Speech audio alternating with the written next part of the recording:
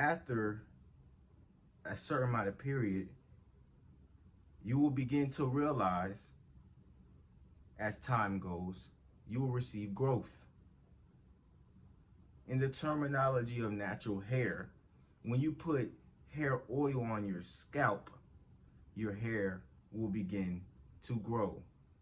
As you massage it every single week, at least twice a week, you see your scalp is red, your hair will begin to grow.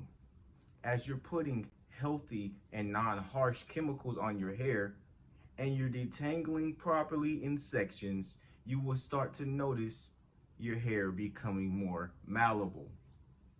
What I'm trying to get you to understand is you're training yourself to be able to fit what you already had in your mind before you went to the store to buy those products, before you put those chemicals in your hair and onto your scalp.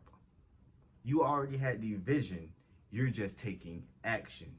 You did not shrink